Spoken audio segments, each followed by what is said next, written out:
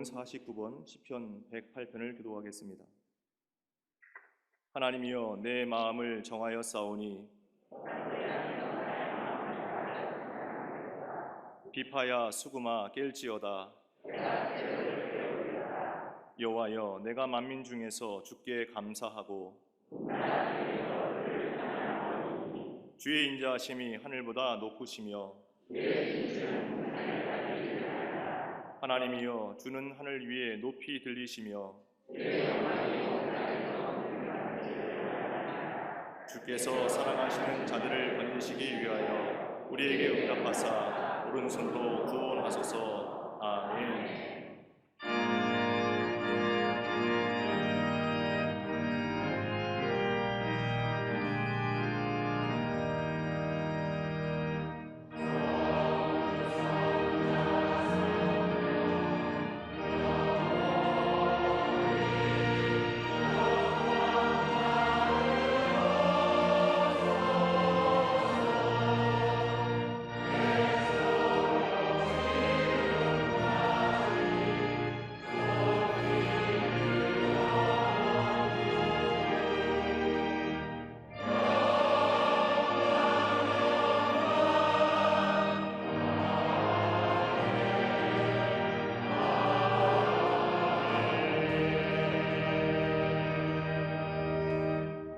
전능하사 천지를 만드신 하나님 아버지를 내가 믿사오며 그 외아들 우리 주 예수 그리스도를 믿사오니 이는 성령으로 잉태하사 동정녀 마리아에게 나시고 본디오 빌라도에게 고난을 받사 십자가에 못 박혀 죽으시고 장사한 지 사흘 만에 죽은 자 가운데서 다시 살아나시며 하늘에 오르사 전능하신 하나님 편에 앉아 계시다가 저리로서 산자와 죽은 자를 심판하러 오시리라.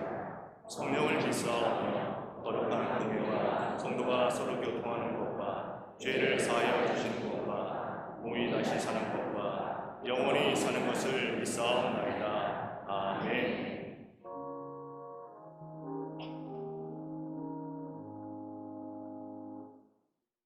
지난 한 주간의 모든 일정 가운데 동행해 주셨다가 오늘 거룩하고 복된 주일에 주님 전에 불러주시사 영과 진리의 예배를 드리게 하심에 감사를 드립니다.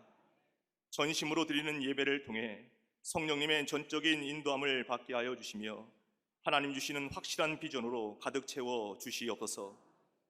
주님의 놀라운 사랑과 은혜 가운데 살아감에도 불구하고 이전의 습관과 태도를 버리지 못한 채 여전히 주님의 은혜와 사랑을 거역하는 저희의 죄를 회개하오니 용서하여 주시옵소서.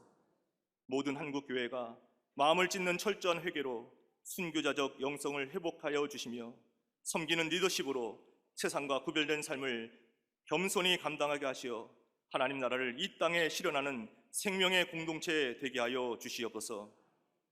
주님의 기쁘신 섭리와 뜻대로 광림의 제단을 세워주신 하나님, 주님의 제단을 통해 육체의 한계를 뛰어넘는 강력한 말씀과 기도로 은혜의 지평을 열어 믿음의 선한 증거로 세상을 화평케 하는 교회로 삼아주시니 감사를 드립니다. 절대 복음의 능력으로 승리하여 순전한 믿음을 지켜내는 교회 되게 하여 주시옵소서. 순전한 믿음으로 하나님의 꿈과 사명에 집중하여 성령으로 비상케 하여 주시옵소서. 모든 부서와 기관, 속회와 선교회가 감정과 환경, 보이는 현상이 아니라 오직 믿음의 안에서 하나님께 소망을 두게 하여 주시사 주의 제단과 성도들의 삶의 현장이 절망을 소망으로 바꿔나가는 물랜 동산 되게 하여 주시옵소서. 트리니티 성서대학원을 통해서 말씀과 기도로 영적 성숙을 이루어 인격과 삶의 영역에서 균형 잡힌 열매를 맺는 광림의 모든 교우들 될 수 있도록 역사해 주시옵소서. 다음 세대를 세워갈 교회학교와 청년선교국, 사랑부와 청장년부를 축복하여 주시사 영원하신 하나님의 방법대로 순종하게 하시사 여호와 이레의 일평생이 되게 하여 주시옵소서. 요람에서 무덤까지의 목회의 비전 가운데 허락하신 샤이닝 키즈, 샤이닝 스쿨, 샤이닝 유스를 통해 성령과 지혜가 충만한 믿음의 인재가 성장하여 열방을 복되게 하는 리더로 세워지게 하여 주시옵소서. 건축 중인 해외 선교센터와 수도원 본당 리버널을 통해서 하나님의 능력이 공급되게 하사 복음이 폭발적으로 증거되게 하여 주시며 모든 민족과 언어들 가운데 구원 얻은 새 생명의 역사가 불릴 듯 일어나게 하여 주시옵소서. 가정과 자녀와 일터마다 걱정과 염려 앞에서 영원한 언약의 믿음 위에 평온함을 누리게 하시며 승리케 하여 주시옵소서. 사망의 음침한 골짜기에서도 절실한 임마누엘의 은혜를 누리게 하여 주시사 믿음의 반석 위에 견고히 서서 환경의 매임을 뛰어넘는 은혜의 무한지평이 활짝 열리게 하여 주시옵소서. 방림의 모든 성도들 가운데 교회를 향한 사랑과 헌신의 마음이 가득 차고 넘치게 하여 주시며 절대 감사로 기뻐하며 이웃들에게 소망의 빛을 전하는 축복의 통로로 쓰임받게 하여 주시옵소서. 세계 선교와 주혜자들을 위해서 앞장서 기도하시는 감독님께 성령님께서 늘 함께하여 주시사 강건케 하여 주시며 말씀과 기도의 능력으로 동행하시며 신의 은사가 더욱 넘치게 하여 주시옵소서. 막중한 짐을 지시고 목회하시는 담임 목사님께 하늘의 평강과 능력을 더하시사 시대를 향한 주님의 비전을 세워가게 하시며 주신 은사와 강점이 마음껏 발휘되어 한국교회와 열방을 향한 하나님의 비전을 이루는 사명 넉넉히 감당케 하여 주시옵소서.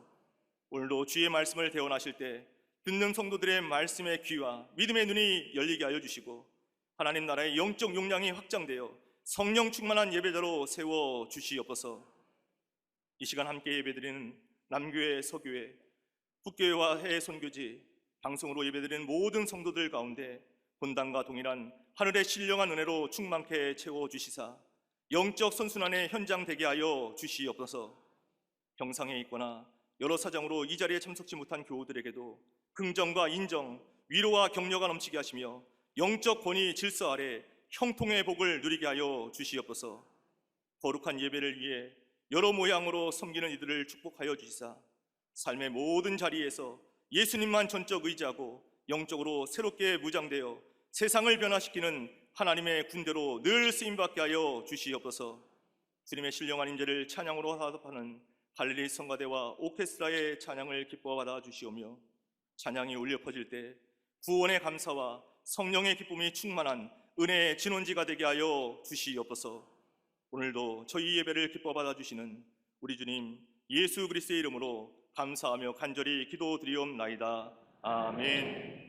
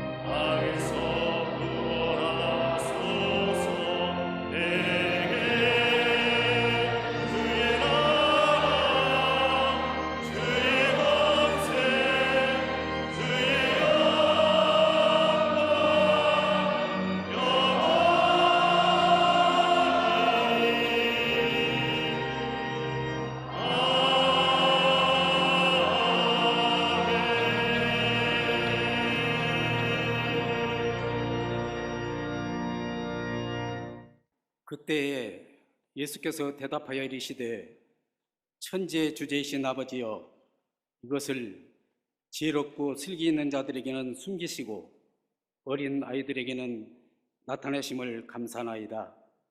옳소이다.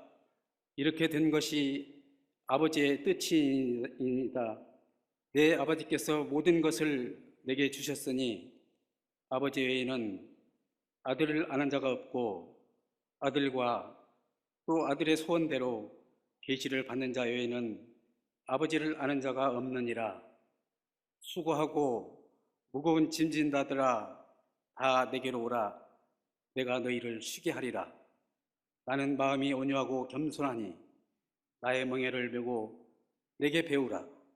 그리하면 너희의 마음이 쉼을 얻으리니 이는 내 멍에는 쉽고 내 짐은 가벼우니라 하시니라. 아멘.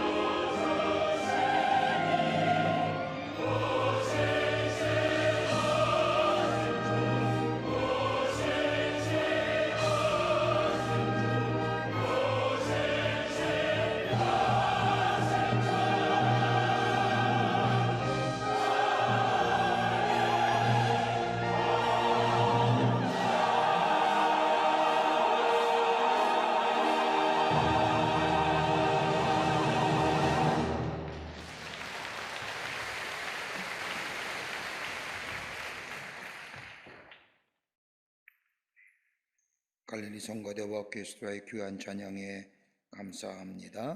고맙습니다. 뉴스 보도에 의하면 우리나라의 남성 사망률이 세계 1위라고 합니다. 특별히 40대의 사망률이 가장 높다고 합니다. 가장 왕성하게 그리고 정력적으로 일할 시기에 40대 남성들이 죽어간다고 하는 뉴스의 보도는 참으로 충격적인 것이 아닐 수가 없습니다. 먹을 것이 없어 굶어 죽는 것이 아니라, 직업이 없어서 희망 없는 것이 죽는 것이 아니라 희망과 소망이 없어서 죽어가는 것이 아닙니다. 유엔의 국제기아 대책기구의 보고에 의하면 세계적으로 먹을 것이 없어서 굶어 죽는 사람이 1년에 약 1,300만 명이 된다고 합니다. 10억의 사람들이, 인구의 10억이 굶주림으로 고통을 당하고 있다고도 합니다. 이러한 기아의 98%가 저개발 국가에서 사는 사람들이라고 합니다. 계산해 보면 하루에 먹을 것이 없어 굶어 죽는 사람이 3만 5천 명입니다. 1분의 지구촌에서 굶어 죽는 사람이 24명이란 얘기입니다. 이렇게 죽어가는 사람 살릴 수 있는 방법이 있습니다. 그들에게 양식을 제공해 주면 그들은 죽음에서 구하여 낼 수 있습니다. 그런데 우리나라 남성들의 죽음, 특별히 40대의 죽음의 원인을 분석한 결과를 보면 과도한 일, 그리고 일에서 오는 스트레스가 가장 주된 원인이라고 합니다. 스트레스로부터 오는 강한 중압감, 이것이 질병의 원인이 되고 이로 인하여 죽어간다는 겁니다. 여러분, 우리가 사는 시대가 얼마나 경쟁의 시대입니까? 어떤 광고를 보면 무한 경쟁의 시대 속에서 살아남아야 성공한다고 이야기합니다. 살아남기 위해서, 성공하기 위하여 경제적으로, 정신적으로, 그리고 육체적으로 싸웁니다. 명예를 지키기 위해서 일과 싸우고, 지위를 지키기 위하여 열심히 일하고, 자존감을 세우기 위해서 밤낮 가리지 않고 죽을 힘을 다해 싸웁니다. 이러한 결과 사람들은 이러한 것이 중압감으로 다가오고, 그래서 스트레스를 받게 되고 억압의 노예로 만든다는 겁니다. 의사들에 의하면 이런 일들에 의해서 강한 중압감으로 인한 스트레스를 받게 되면 신체적인 반응이 일어나는데, 이 신체적 반응은 첫 번째로 쉽게 질병에 노출된다는 겁니다. 쉽게 병 걸리지요. 우울증, 성격장애, 이런 질병들이 찾아옵니다. 이런 중압감에 시달린 사람들의 장애는 극단적인 자기 도피입니다. 지금의 상태로부터 벗어나고 싶은 몸부림이 강합니다. 더 나아가 이런 몸부림에 의하여 현실 도피의 행위가 나타납니다. 더 나아가 스스로 용납을 못합니다. 내가 내 자신에 대하여 용납하지 못하기에 다른 사람에 대해서 용납하지를 못합니다. 그러기에 늘 공격적인 모습입니다. 무슨 말을 하더라도 순수하게 듣는 것이 아닙니다. 충고가, 권면의 이야기가 순수하게 받아들인 것이 아니라 잘못에 지적으로 듣고 쉽게 흥분하며 쉽게 폭력성으로 변하여 집니다. 여러분, 우리가 쉽게 찾아볼 일입니다. 이렇게 말로는 얘기하지만 우리 주변에서 쉽게 찾아볼 수 있는 일입니다. 이들이 갖는 마음의 심리적인 중압감은 대체 이렇게 스트레스의 유형을 나눠볼 수 있습니다. 하나는 불안한 겁니다. 막연한 불안 아닙니다. 여러분, 불안이라고 하는 사전적 정의를 살펴보면 대상이 없는 걱정이라고 정의합니다. 무엇을 걱정하는지, 왜 걱정하는지 모릅니다. 그저 이유 없는 근심, 걱정입니다. 여러분, 대상이 있는 근심은 공포라고 이야기하지만 대상이 없는 근심은 불안하다고 얘기하는 겁니다. 대상 없이 불안한 겁니다. 또 하나, 좌절감입니다. 목적지향적인 행동에 대한 실제적인 방해가 좌절감입니다. 늘 비교하고 살기에, 상대적 관점에서 자기 자신과 남을 비교하고 살기에 다른 사람들에게 조금이라도 뒤처지면 좌절합니다. 이 좌절감이 나를 부정적인 사람으로 만들어 버립니다. 늘 나쁜 방향으로 생각합니다. 나라는 존재가 그런 존재지라고 자기 비하로 전락하게 만듭니다. 그리고 안 될 것 먼저 생각하고 실패할 것 먼저 생각합니다. 이런 사람은 부정적인 영향을 미치며 다른 사람까지라도 좌절시킵니다. 이 좌절감입니다. 또 하나 있습니다. 갈등이 있지요. 쉽게 선택하지 못합니다. 바른 선택하며 바르게 결정하며 나아가야 되는데 늘 무엇을 선택할까 고민하며 쉽게 결정하지 못합니다. 여러분, 어느 하나를 선택하면 다른 것을 버려야 합니다. 그러나 이런 중압감을 가진 사람은 쉽게 결정하지 못하기에 결정적인 순간에 결정적인 시간을 놓치고 맙니다. 여러분, 지금 우리의 삶일까요? 시편의 말씀을 보면 이미 4,000년 전에도 이와 같은 상황이 한 사람에 의해서도 있었던 것 같습니다. 시편 55편 22절의 말씀을 보면 다윗은 이렇게 고백합니다. 내 짐을 여호와께 맡겨라. 내 짐을 여호와께 맡기라는 겁니다. 시편의 말씀들을 읽어보면 다윗은 초절할 정도로 자신의 심정을 하나님 앞에 고백하는 것을 읽게 됩니다. 여러분, 다윗만큼이나 하나님의 축복을 받은 사람이 어디 있습니까? 하나님이 다윗을 향하여 저는 내 마음이 아픈 사람이겨 라고 얘기하며 성경의 역사를 가만히 보면 성군이면 그가 다윗같이 행하였더라. 다윗이 성군과 좋지 못한 왕의 기준점이 될 정도로 하나님 앞에 축복을 받은 사람입니다. 근데 이런 다윗에게도 자신의 무거운 짐, 책임감, 중압감 얼마나 심했는지 그의 시편을 읽어보면 곳곳에서 그런 고백들이 나옵니다. 여러분, 다윗 가만히 보십시오. 사울왕에 이어서 이스라엘 왕위에 오른 다윗에게는 적어도 세 가지의 무거운 중압감이 있었습니다. 하나는 다름이 아니라 책임감입니다. 국가의 안보를 책임져야 되며 경제를 책임져야 되며 더 나아가 하나님이 택하신 이스라엘 백성을 윤리와 도덕적으로 종교적으로 신앙적으로 이끌 책임이 왕인 다윗에게 있었습니다. 그 무거운 책임감이 그의 어깨를 내리십니다. 내면적으로는 죄책감이 언제나 그의 마음을 뒤흔듭니다. 그 대표적인 사건이 자신의 선하였던 우리아의 아내인 밧세바엘 자신의 아내로 취한 것, 이로 인하여 다윗은 아들 압살롬의 반역을 당하였고 수치와 모멸을 당할 뿐만 아니라 이것이 이 다윗의 큰 굴레로 남아 있습니다. 더 나아가 그의 마음속에는 잊혀지지 않는 상처들이 많이 있습니다. 사울왕의 배신이라든지 더 나아가 요압 장군의 배신이라든지 아히도멜의 배신이라든지 배신감에 치를 떨었던 다윗입니다. 그러기에 이 중압감 때문에 잠을 이루지 못할 때에 성령께서 그의 마음을 감동시키시고 그의 삶을 돌이켜 생각해 보면서 내가 내 짐 내 가지고 고민하고 내가 책임질 것이 아니라 내 짐을 여호와께 맡길 때에 비로소 내 삶 속에 참된 평안과 위로함이 있구나. 그러면서 시편 55편에 내 짐을 여호와께 맡기십시오라고 얘기합니다. 여러분, 어떠십니까? 편안하신지요? 우리가 아침에 일어나면 사람 만날 때마다 평안하신지요? 라고 묻지 않습니까? 편안하십니까? 마음에 정말로 쉼이 있고 안식이 있습니까? 내 마음의 불안과 좌절과 염려와 갈등의 문제는 없는지요? 오늘 이 시대를 살고 우리들에게 우리 주님은 수고하고 무거운 짐진 자들아 다 내게로 오라 내가 너희를 쉬게 하리라 라고 했습니다.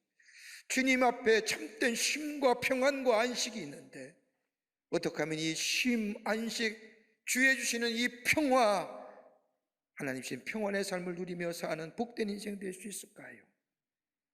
오늘 본문의 말씀은 우리에게 귀한 영적인 교훈의 말씀을 해주시고 계십니다.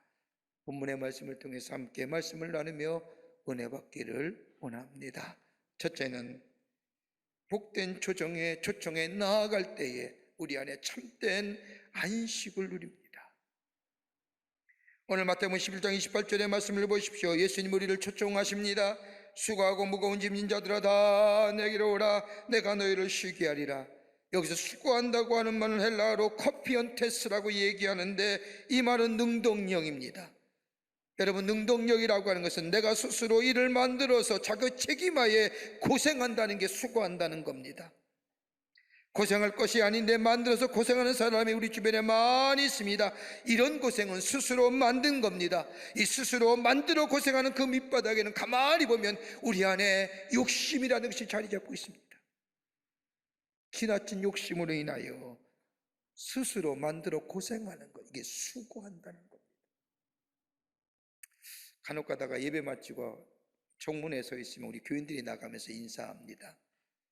그때 여러 번 말씀드렸지만 인사하는 유형이 여러 가지가 있습니다. 교회 처음 오고 교회 문화를 잘 모르는 사람은 목사님 욕 받습니다 라고 얘기하는 분도 계시고, 교회 가끔 나온 사람들이 이렇게 합니다. 교회 목사님 연설이 훌륭합니다. 이것도 별로 신앙생활을 오래 하지 못한 분들이 있죠.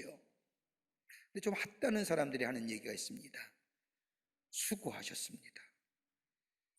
여러분, 설교가 수고할 대목입니까?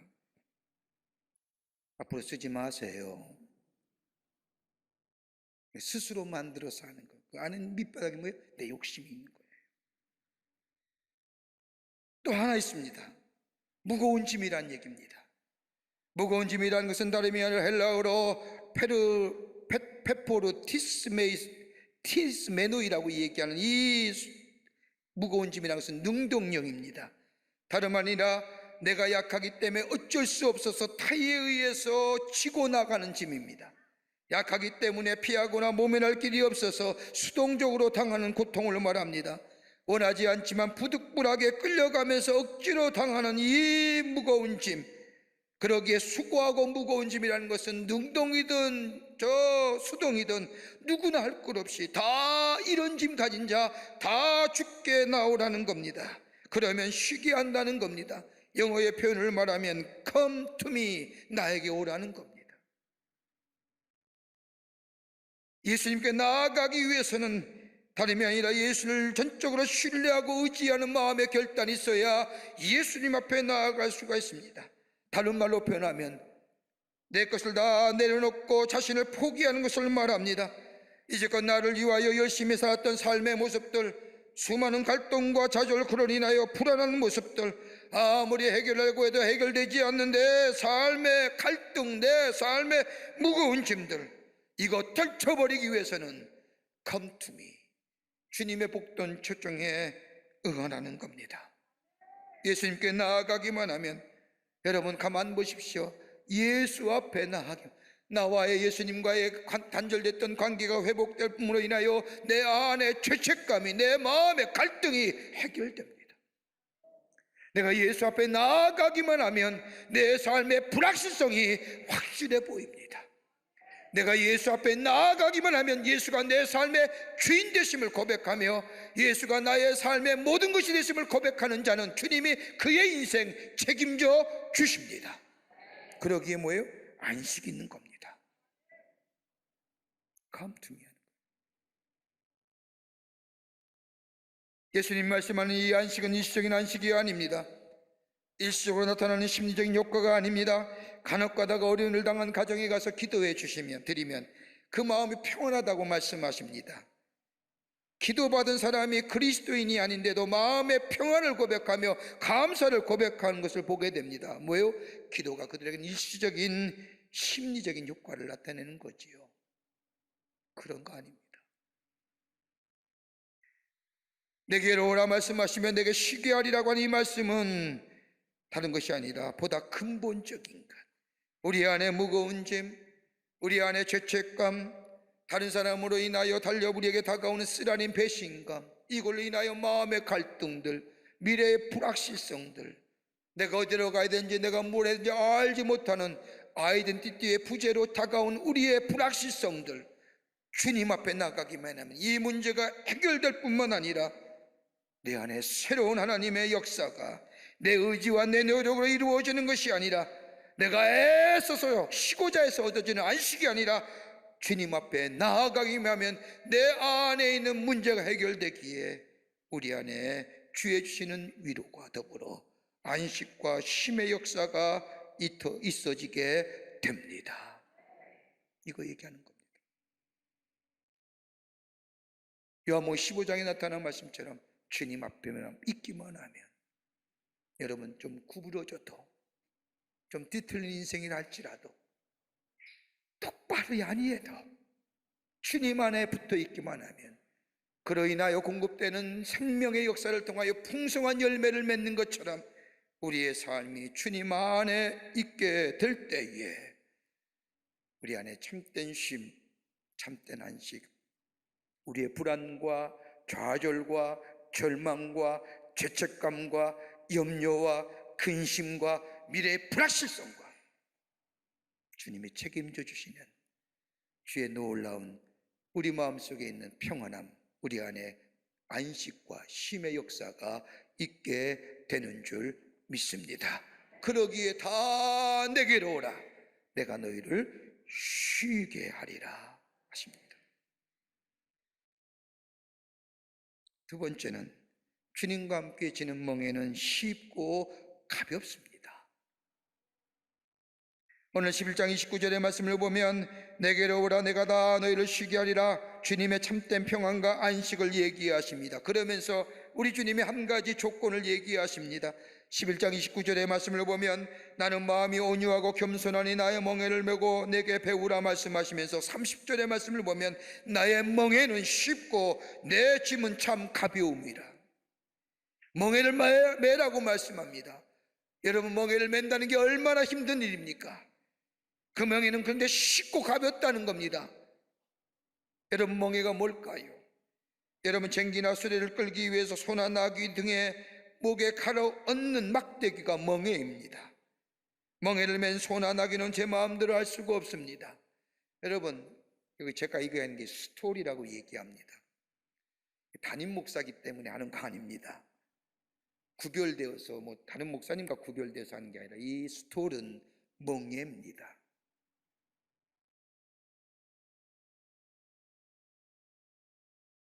내 마음대로 하는 거 아니죠. 멍에매는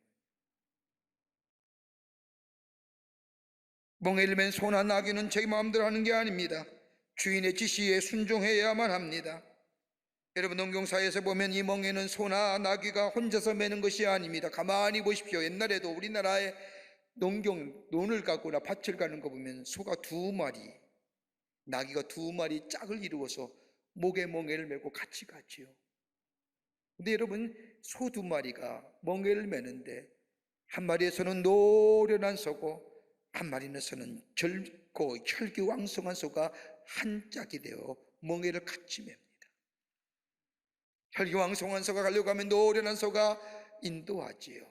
노련한 소가 힘이 없을 때 이 혈기왕성한 소가 이끌어 갑니다. 예수님이 말씀하신 이 멍에란 뜻은 다른 것이 아니라 너의 무거운 짐, 어려운 일들 혼자만 메고 혼자 쩔쩔매지 말라는 겁니다. 온유하고 겸손하신 예수님과 함께 지라는 겁니다. 그러면 그 멍에는, 그 짐은 쉽고 가볍다는 겁니다. 나 혼자 매는 멍에 그러기에 힘이 드는 겁니다. 주님이 함께 메어주시기에 그 멍에는 쉽고 가볍다는 겁니다. 주님과 함께 멍에, 주님과 함께 걸어가는 인생 되라는 겁니다. 주님의 말씀에 순종하며 사는 겁니다. 주님이 원하시는 대로 삶을 살아가는 겁니다. 여기에 참된 평안과 쉼과 안식을 누리게 됩니다. 내가 할 때에는 지치고 힘이 들고 넘어지지만은, 그래서 좌절하고 불안하고 갈등의 삶이지만은 예수님께서 함께 하시는 멍에를 메고 예수와 함께 걸어갈 때는 무겁지가 않습니다. 가볍습니다. 불안하지가 않습니다. 즐겁습니다. 좌절과 고통이 아니라 오히려 용기와 기쁨이 됩니다. 믿으시면 아멘 하세요.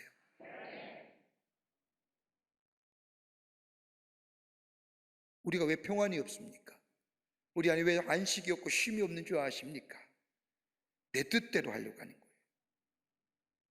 내 뜻대로 하려고 하니까 내 뜻대로 됩니까? 평안이 부재가 되고 만족이 부재가 되는 겁니다. 함께 지어지는 것, 모든 일에, 내 하는 일이나 내 가정이나 내 사업이나 내 모든 일에 주님과 함께 같이 메고 걸어가는 인생, 그러기에 거기에 평안이 있습니다. 왜요? 우리의 주님은 합력하여서 누리는 주님이시고 신실하신 주님이시고 우리에게 좋은 것으로 넘치기 위해서 주시기 위해서 원하시는 분이 우리 주님이시고 주님과 함께 걸어가는 삶이 될 때에 우리 안에 풍요로움과 확실함과 넘치는 열매 우리에게 있어지게 되기에 우리 안에 참된 평안과 안식이 있게 됩니다. 여러분, 예수님 대신 십자가를 지신 구레네 사람 시몬의 이야기 잘 아실 겁니다. 예수님이 십자가를 지고 골고다에 가실 때에 이 구레네 사람 시몬은 구경하다가 로마 병정에 의하여 예수의 십자가를 억지로 지지요. 예수가 누구지도 몰라요. 십자가의 뜻도 잘 모릅니다. 그러나 로마 병정의 강력한 힘에 의해서 억지로 예수님을 대신 십자가를 지고 골고다 언덕에 올라갑니다. 여러분, 근데 그 뒤에 어떻게 되었을까요? 그 뒤에 말씀을 보면 예수님의 부활 승천하신 후에 이 구레네 사람의 시몬은 예수를 믿는 사람이 되었습니다. 그리고 평생 예수님을 대신 십자가를 메었던 자신의 어깨를 만지면서 평생 감사하게 생각했답니다.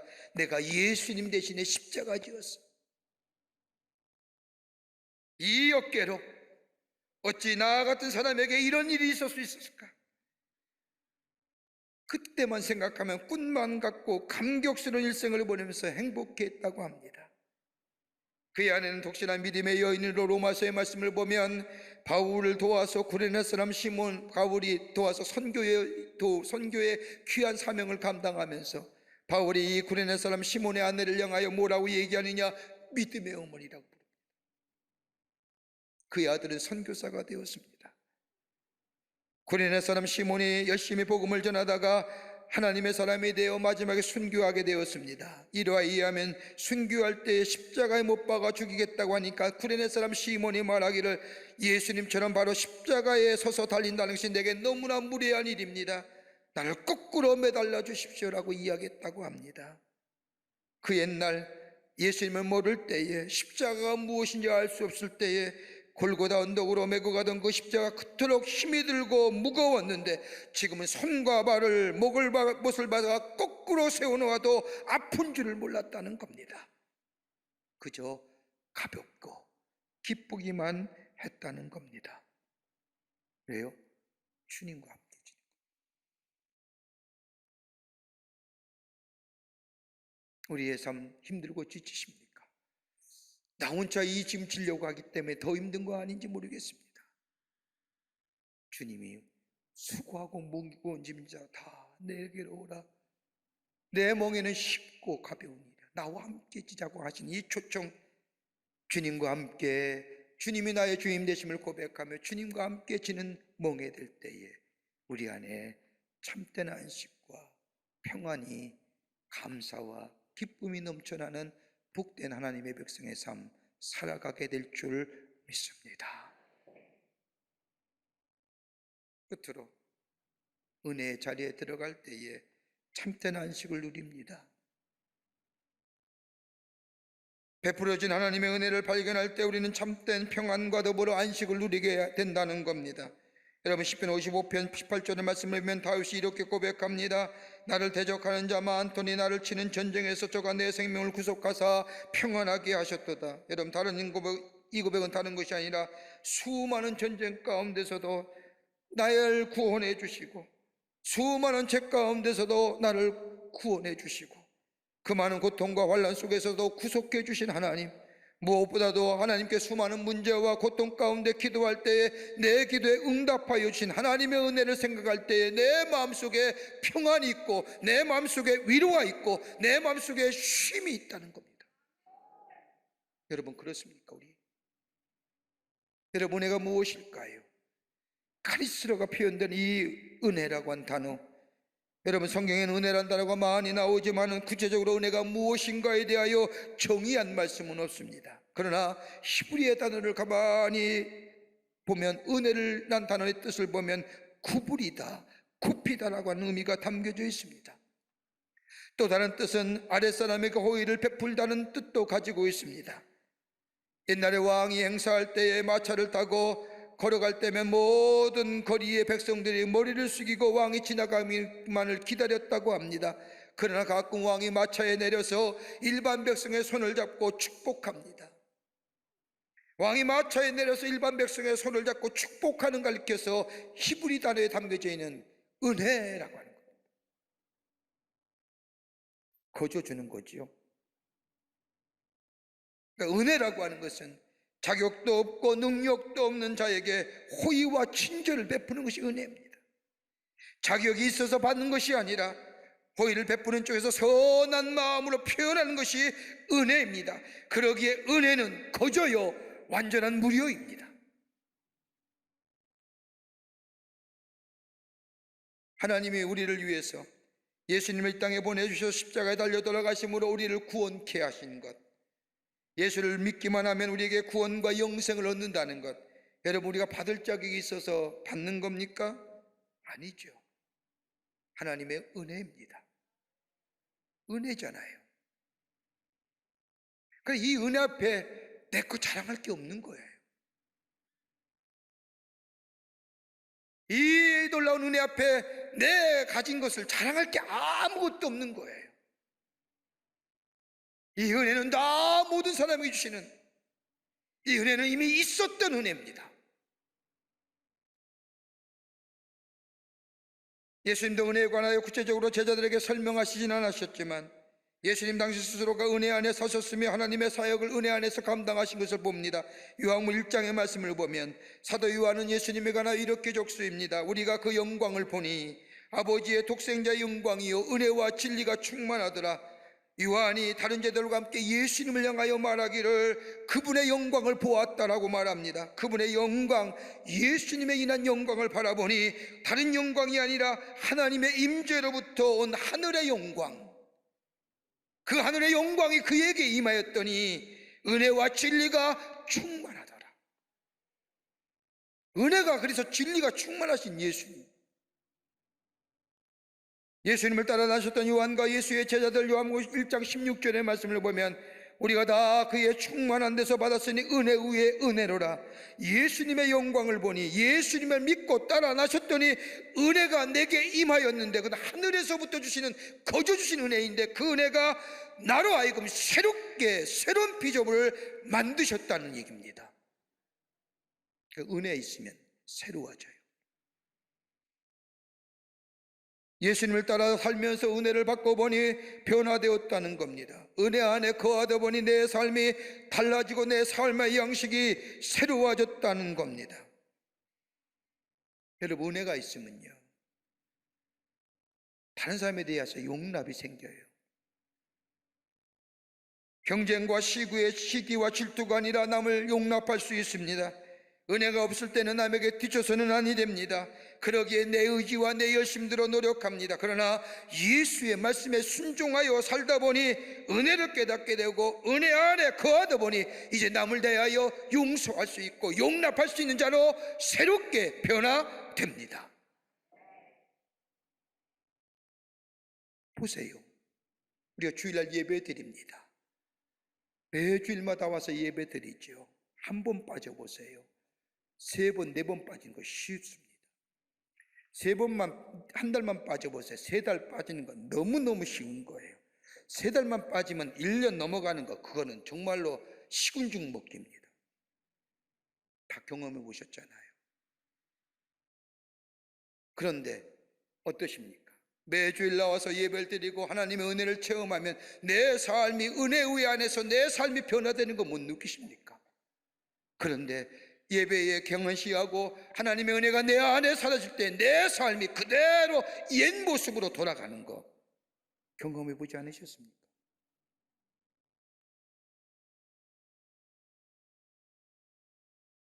은혜가 넘치면 다른 사람을 용납할 수 있고, 은혜가 있으면 하나님의 선하신 뜻과 하나님의 계획하신 것을 깨닫게 되고, 내게 주신 선물에 대하여 감사한 마음이 생기고, 은혜를 받고 보니 남에 대하여 무의식적으로 반항하며 부정적인 삶을 살았던 나의 삶, 다른 사람에 대하여 사랑하는 삶으로 변화되고, 하나님의 은혜를 붙잡고 사는 기에 사소한 일에 신경 쓰지 아니하고 다른 사람의 결정을 다툴지라도 결정이 다를지라도 그들을 향하여 관용과 사랑의 마음이 생기는 것.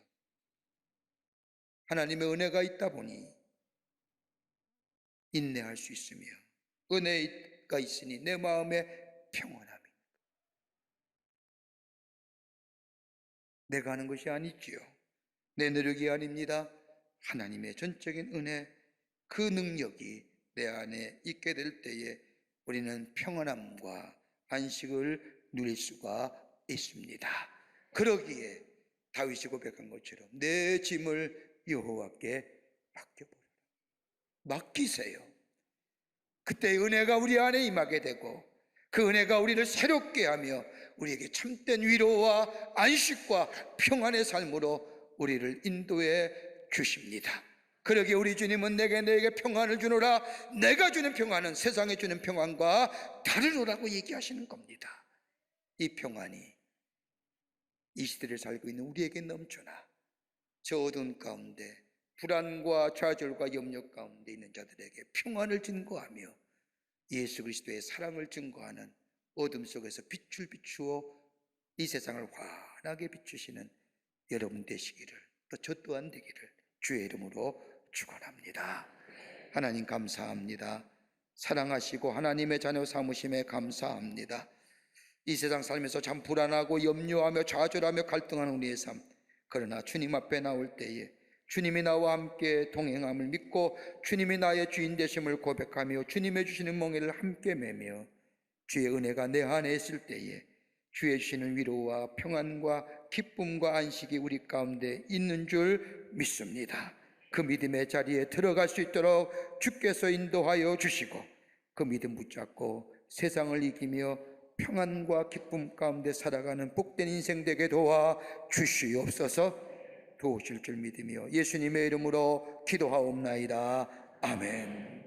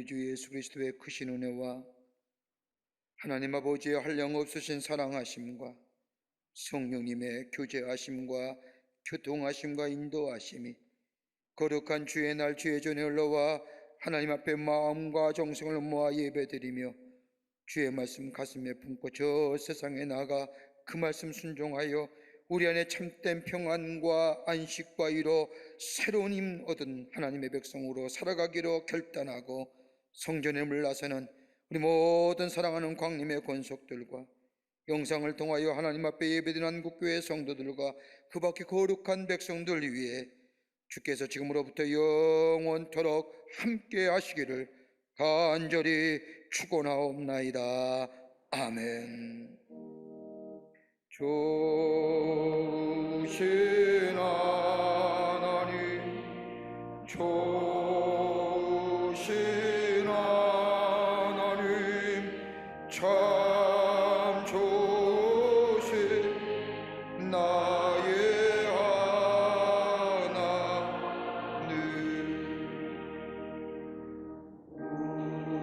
우리